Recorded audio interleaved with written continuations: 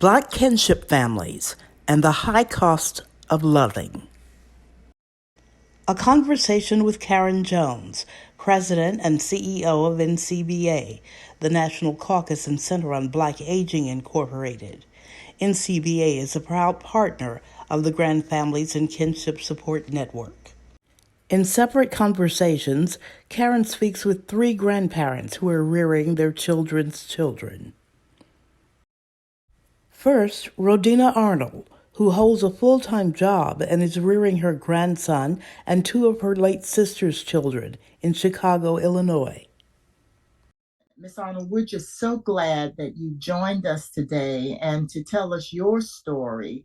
Let me just ask you, how did you become a grandparent in custodial responsibility of your grandson and your other two nieces and nephews?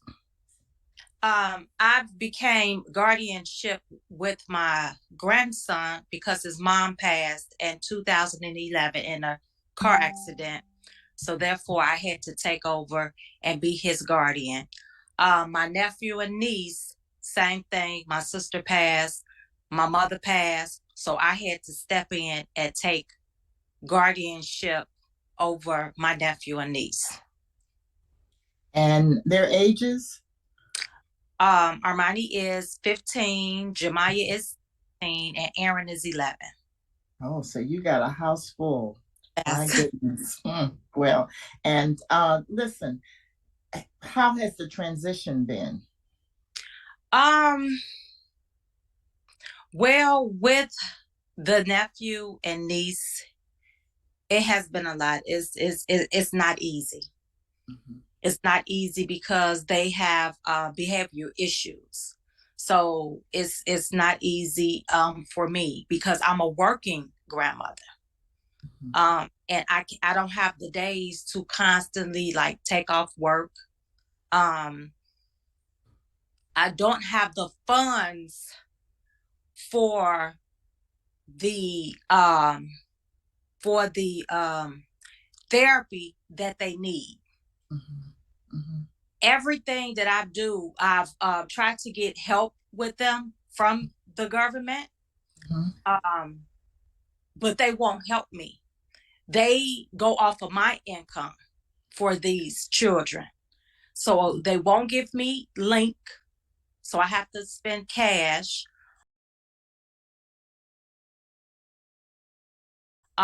They don't give me like what is it called? The not the SNAP, but the money, the money with the food stamps. I don't get that. So everything has to be done off of my income. It's an enjoyment, but sometimes it can be very overwhelming because I don't get the support that I need. Like as far as transportation, they won't give me transportation for them. I have to pay for that. I have to pay for Ubers every day. And I feel as a grandparent who has reached out to government assistance, I just feel that when we grandparents have to take on the responsibility of raising, like say, kinship, I think that the government should help us a little bit, not a whole lot, but some type of way financially to help take care of these kids. Mm-hmm. But yeah, you would think they would, Miss Arnold, because if you didn't, then they'd be put into a foster care situation, which would cost even more. And we all know that they do so much better in a relative or someone that they know, their home, and particularly one that I know is filled with love with you. They do so much better. Have you sought what in particular have you sought assistance on? I know you just mentioned transportation. Are you eligible for any kind of food stamps or? Yeah, denied. Each time I applied, denied. I asked for transportation, denied. Everything that I apply for is denied. They say I make a lot of money. To me, I don't make a lot of money. You know, what I make is enough for me. It's not for 3 extra kids that the government would not help me with. And I was told, have I ever thought about foster parent or let them go into DCFS and then come and then try to go back and get them? I said, no, I'm not allowing them to go into DCFS. They wanted me to put them in DCFS and then try to go back and get them so I can get the funds for some funds to help take care of them. But I wouldn't do that. Yeah. And that would make it hard for them. Mm-hmm. Yeah. Make it even more difficult. So do you have legal custody of them? Yes, all 3 of them. Mm-hmm. Mm-hmm. What would be your recommendation that we can take to our partnerships on how we can improve not only the way it's set up, because obviously the people you're dealing with are only following the rules that are set in place, by law or by policy or what have you. But let me just ask you first before I do that, how are you treated by the people that you try to get this assistance from? Oh, when I kept going back and forth, asking them or asking why was I denied, that's what they told me, that, well, maybe you should become a foster parent, or maybe you should put them in DCFS. That's not a solution. I think that for grandparents, and we also have grandparents that's on a fixed income. Mm-hmm. And it is just that, a fixed income. It's not to take care of others.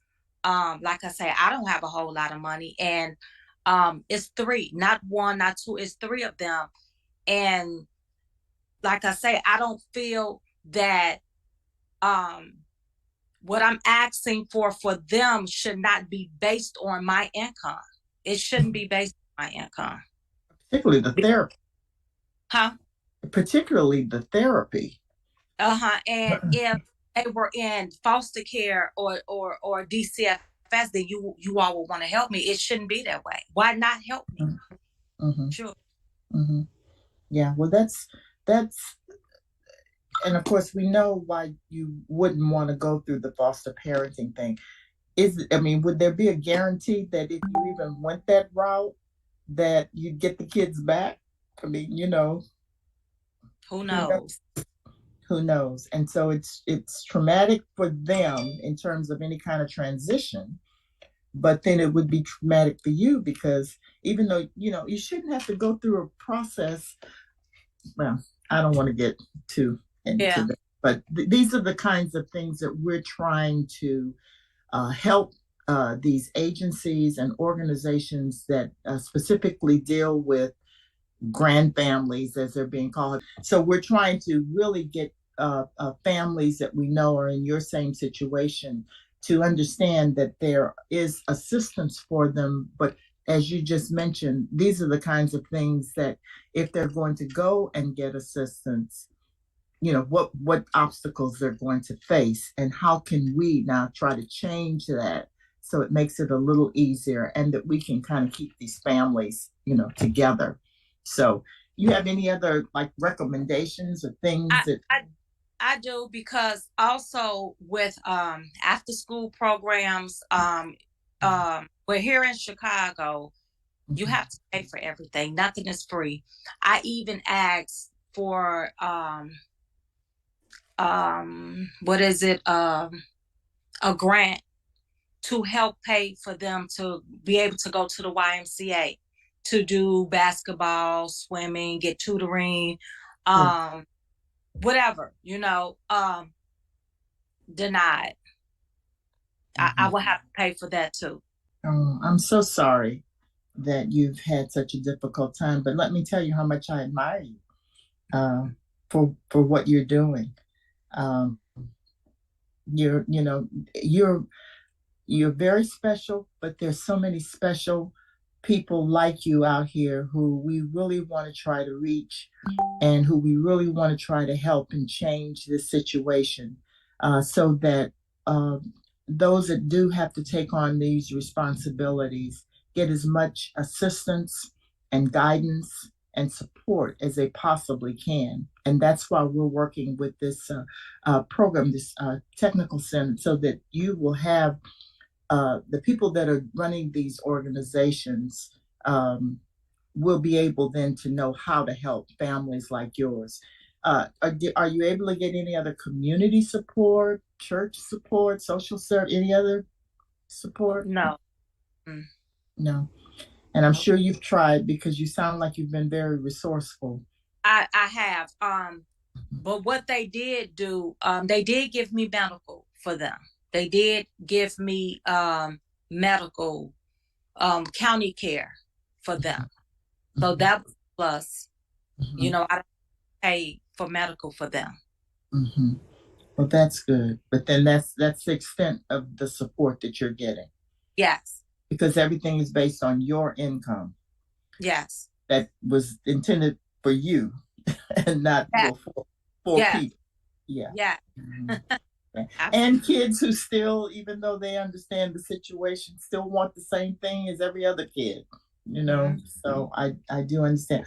I don't really have any other questions of you. I just want to tell you again how much I admire you. Every time we speak to a grandmother or grandfather who has taken on this responsibility, and again, it's not unique to our community because it's what we do. We step up and we take care of our family because we love our family members. But it does bring on a lot of challenges and things that we hadn't planned on in this time of our lives as we've gotten older and we've raised our own kids, and then we're just kind of repeating that same thing. But I just want to tell you how much I do admire you and let you know that we're doing everything we can to try to develop policies and to make recommendations on legislation that will help and support grand families and kinship families as they take on these roles. And we need advocates like you to be able to speak to us so that people understand as you have a personal and individual input that could make a real difference. So, just by your participating and helping us with this project, I appreciate you so much. And thank you, Ms. Arnold, for coming on and being our guest today. Thanks for having me. Rod Johnson also has a full time job and, with his wife, is rearing two of their grandsons in Orlando, Florida. I understand that you and your wife have helped raise two of your six grandchildren, starting from like age 3 and 4. How did that come to pass? My son fell on a little hard times there, and me and his mother had to step in and help him and his girlfriend. And unfortunately, sometimes the world grab you and treat you in a certain way that you need help, you know, from your parents. It's a pride Oh, thing, yes. but it's for the best of the children. So we just took the bull by the horn, and that's what we had to do through the grace of God. Have you ever engaged with the court system, for legal custody, or worked with any child welfare organizations or anything to assist you with your grandchildren? Um, yes, we had to do temporary custody because apparently, his girlfriend was, going through a few things like we all do. We got challenges in life, and we had to go get temporary custody of, our two grand boys, and raise them through that. And the DCF was pretty helpful, but it's hard to explain to them when they're not there what we go through to raise these kids, you know. Mhm. So, relaying that to them, sometimes it falls on deaf ears, sometimes they listen. So that's always a challenge. And so you found some difficulty, but ultimately, I hope that they did be able to, were able to help you in some ways. Yes, they were. They made sure, they routine things, make sure that the kids uh was well taken care of, and which, me and my wife did a great job through the grace of God. And for us, like I say, it's in a African American household, it's different. It's different, and like I said, it's hard for them to understand if they're not African American, been through some of these things and the challenges that we face raising these kids. It's different. It's a whole different ball game. It is. And we Yeah. talk, you hear the term cultural competency and, the terms that they throw around within, the whole social service network. But that really goes beyond that in terms of just really trying to understand the culture of African Americans and how we raise our children and what we do for them. And again, it's not a question of if, but when we have to do it, we do it with gusto, and we do whatever we can to help our children. So I know you just probably had to teach some of the people that you came in contact with on what actually you needed to help make these children's lives successful.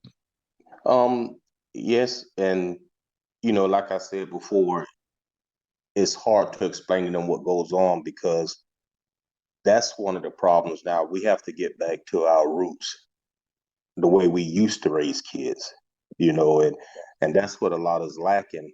Let us do our jobs as well. It's okay to get involved and try to help us, but they got to let us do our job too. Especially Absolutely. being a Black father of four sons. It's gotta Yeah. let us do our job. You gotta let us do our job. Yeah, You know. because we have to raise them differently to deal with the world that does not maybe accept us the way that we would hope they would treat us. And so we have to raise our children to always be aware and to understand their place in this society. So you're absolutely right. Yeah. Let you raise your children the way you know they can survive and be most successful. Uh, Um, like I tell them, we have to groom them to become chameleons so they can adapt to their environment. And that's what I taught my sons. You got to be a chameleon. Sometimes you have to swallow your pride. Sometimes you have to stand up, but it don't make you less than a man. So I raise my boys to be chameleons. Adapt to your environment, and you'll survive. You know, you'll survive. But they got to let us continue to teach them that as well, and not intervene in being so broad as, if we tell them one thing this way, they'll turn out this way. When I've been a young man on the streets myself, so it's like I said, they want to get involved, but they don't understand the full picture. yeah, well. That's why we need people like you, and that's why we're doing this kind of research to actually talk to people who are having to deal in these situations so that we can share this information with not only members of the court system, but also social service organizations to make them understand that in America, we do have to raise our children in a way that they can survive. So I do appreciate those comments. So let me ask, have you gotten any other help from any other organizations with assistance with your grandchildren? No, no, no. Your church? No, didn't reach out that way. I just did a lot of praying and, doing what my father, taught me to do, to try to raise my two grand boys, help raise them, and make sure they understand God first and then respect their parents. You know, um, that's the ground base we need to get back to. We really need to get back to that. Respect your parents Let, and honor God. right. Yes. Let me ask you, have you ever heard of the term grand family? No, never heard of that. Mm. Kinship family? They say now? Kinship family? No. So those are the terms that are used in describing families that have assumed guardianship over their grandchildren or relatives, younger grand, Gotcha. relatives. And so if there was a program that said grand families and they're there to assist you, you might not know that that's there to help you because you're not familiar with the term. So one of the things we're trying to do is to make sure we get as much information, education, and awareness out there that there are some programs in different areas that are specifically designed to assist and provide technical assistance to families who are in situations that you're in. So we need the help of people like you and others to know, number one, to even recognize what a grand family is and what a kinship family is. So I hope that if you do see any of those in your area, that you will know that they're designed to assist you. Well, you would think that if DCF and different organizations like that, that would be part of their whole package. That would be priority one. Hey, we got assistance from different programs to help you and whoever's help taking care of the kids or whatnot. That's a very good educational point to teach the grandparents that, that you're not alone, you need help, but at the same time, still let us do our job, and education is good, for us telling us what we need to do, but raising a young African American man is a challenge. Mhm. It's a challenge. Yeah, well, It's a challenge. and I'm not quite sure it's the job of these organizations to tell you how to raise your children. I think it's their job to assist you in any way Exactly. that they can to help Exactly. you in that process, but Exactly. not get so far into the weeds that it micromanages that. And so what they're Come there on to out that do way. is to let you know about special programs, provide support Yep. networks, um, direct you in the way where you might get extra tutoring, or if the child needs some special, maybe mental issue. Though that's the direction that they're there or should be there to provide you with direction on where you can get assistance specific to your needs, not necessarily come in and tell you how to raise your children. And, So and and and you're absolutely right, and that's what they should be doing. But the case, that's not what's happening, because I've been we're, through it. we're Yeah, well, we're trying to change that. That's why we're doing this kind of study so that we can get this information out to those policymakers who make the rules up and do the funding and what have you, and also to the workers who have the direct contact with these families like yours, to make Right. them understand what's really needed to Right. help these families in this Absolutely. process. So um, we're finding that African Americans are particularly uneasy about working with some of these agencies, and particularly like the courts and even some specific social workers. You sort of mentioned that, but any suggestions, or maybe talk about some maybe a difficult time you may have had, or maybe an easy time that you might have had that you'd like to share? Um, yeah, for example, um, one of my sons got himself in a little situation, and it's all back to, like I say, we need to get back to our roots of raising our kids the way we used to, and they need to let us.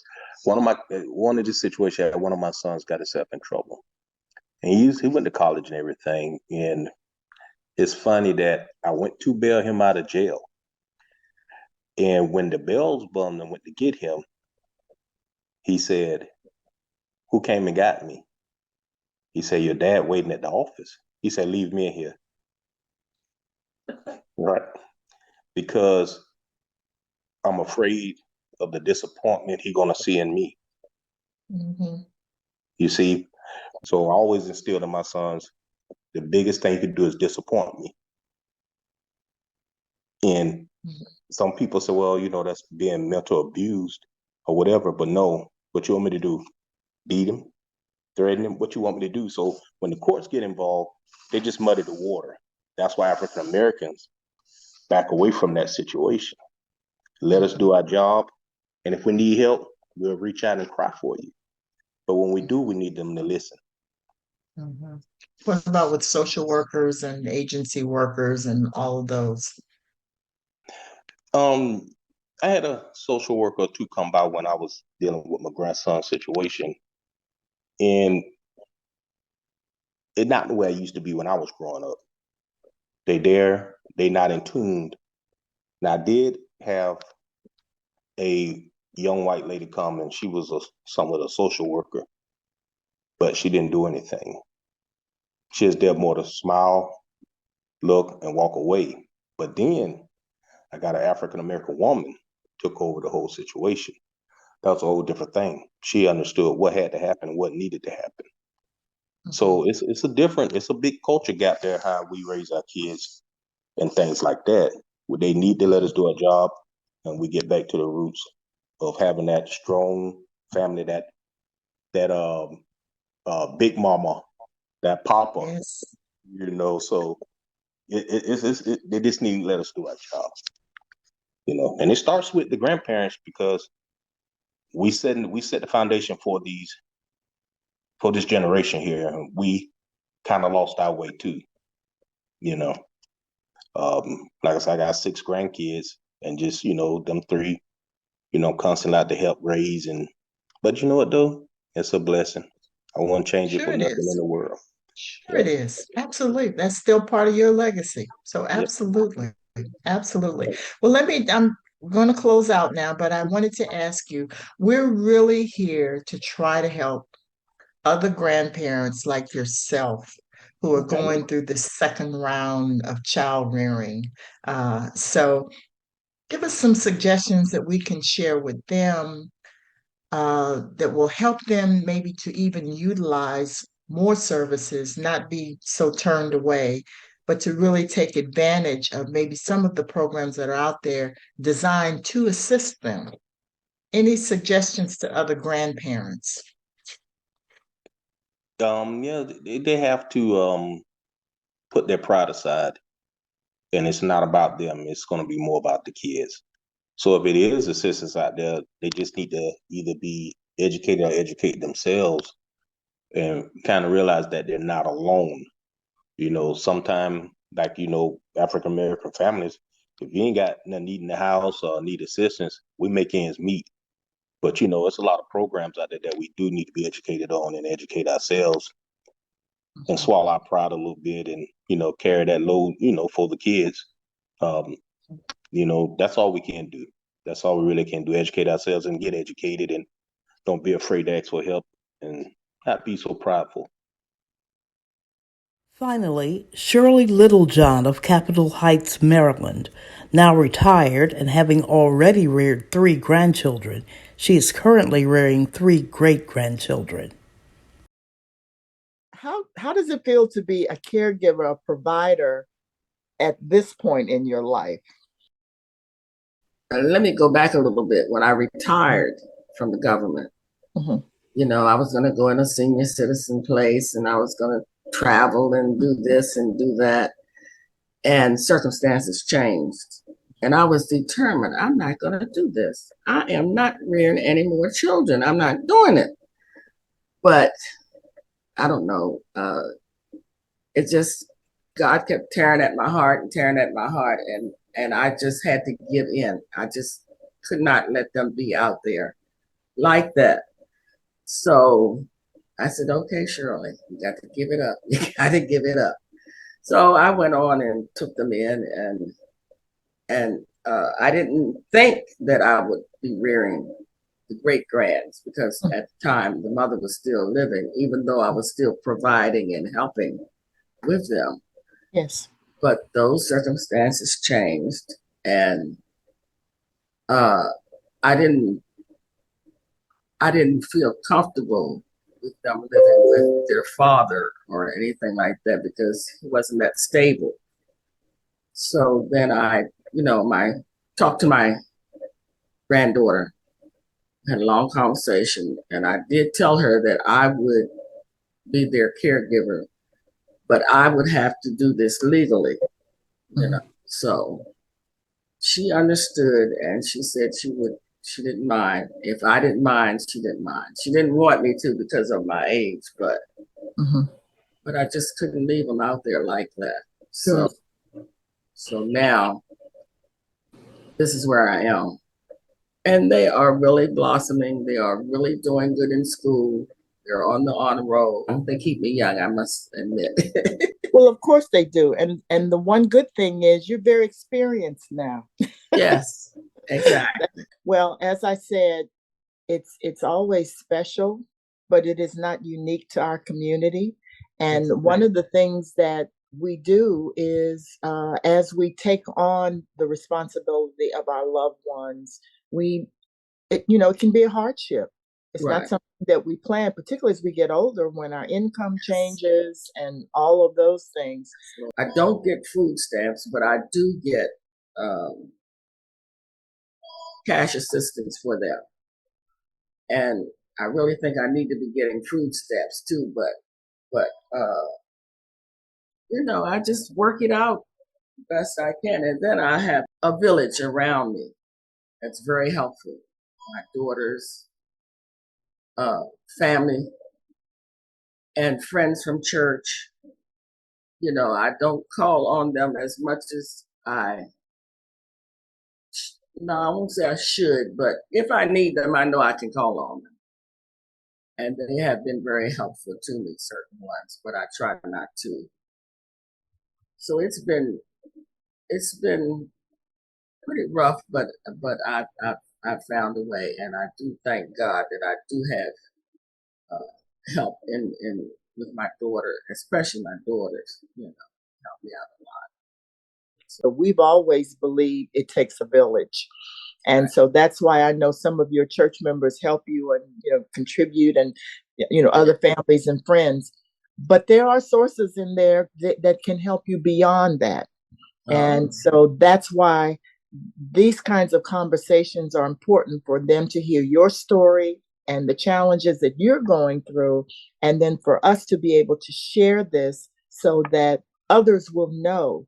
Why do you think so many of African Americans in particular, or people of color, don't take advantage of the programs and the assistance that's out there are provided for them? Well, I guess pride sometimes kind of gets in the way. It doesn't bother me, because if I need help, I'm going to try to seek it out. And a lot of people want to try to do it on their own and don't want to go to these different services. And because sometimes those agencies are really rough on especially Black women, they tend to look down. Well, that's my feelings, that they tend to look down on you and talk so mean to you, But I found that you can say whatever you want to say. If I need some help, that's what you're there for, is to help me. And I've learned how to talk to people so that they'll know that I am serious about what I'm trying to do. And if you help me, then maybe I won't have to keep running back to you. But I think a lot of people. I have sat in social services and just listened to some of the conversations, and it's really sad. It's really sad that they have to go through what you have to go through to try to get some help for. And that's what you're out there for, Yeah. It's almost as if they take on an attitude that isn't necessary. The reason they're in those positions is to help people. Right. And one way you help people is, number one, welcome them. Right. And say, we understand, and that's why we're here to assist you. Now, how can we assist you? Exactly. And that then will allow people then to get rid of that pride or whatever it is, and say, well, this is where I need help. Well, again, that's one of the things we're trying to address, is that the people at these agencies that are working to provide these programs and to give information about assistance, that it's the way they treat people in the way is why some people don't take advantage of it. And so you just gave a really good example of that, and it's good to hear it from your mouth, and not those of us who are just assuming that that's the way it is. Yeah. So, well, that's wonderful. So, so you had to go through any of the formal institutions like the foster care system or the guardianship process or what have you? How was that if you had to be involved? I had to do because I wanted to, like I said, I wanted to get legal custody when I first got the first child. She was about 3 or 4, because my granddaughter was out there in the streets. And it wasn't a good environment for her. So we talked, and I went through, I was recommended through Catholic Charities to get help with getting legal custody of her. And then when she passed, I was recommended to this to a law firm in Maryland, and I went through the law firm to get legal custody of the other 2 of them, and it was okay. It was okay. It wasn't as bad as I thought it would be. They were very, very helpful, and I did get legal custody of all 3 of them. So, and that makes a difference, right? It makes a difference. This is something you're doing something for your family, right? And the process should be very simple.